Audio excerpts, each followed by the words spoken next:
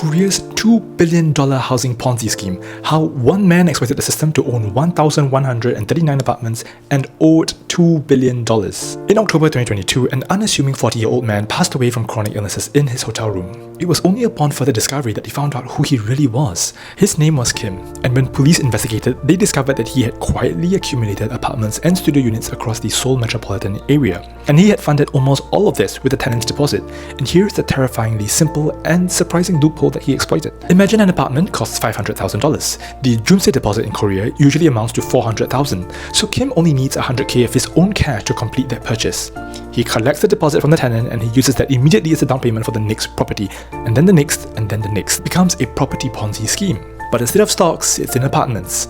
And the whole thing only works as long as two conditions remain true. Number one, property prices keep rising. And number two, new tenants keep arriving with fresh deposits. In 2022, both of these stopped being true. The central bank hiked interest rates to fight inflation, and property values fell. The new tenants, many of whom had borrowed bank loans to fund their deposits, could no longer afford the deposits that Kim was asking. His entire system came crumbling down. And here's the part that's the hardest to hear. Most of Kim's victims were young people in their 20s to 30s. They were first-time renters who had taken out a bank loan to fund their rental deposit. When the money vanished, not only did they lose everything, they were still left with debt. 3 victims even committed suicide. And Kim was not the only one. The Korean press labelled them as Villa Kings.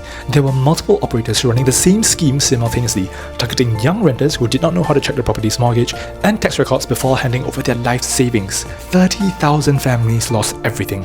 And after all of this, Korea's own housing minister stood up in 2024 and said, Junsei is a system whose time has passed. A 60-year institution suddenly declared obsolete just like that. Did you know that in Singapore, landed homes are considered the pinnacle of our real estate, but in Korea, they consider their landed homes as a downgrade? Stay tuned as we do a deep dive on this in the next video. This is Zen from SmartSeller, and I shall see you in the next one. Bye!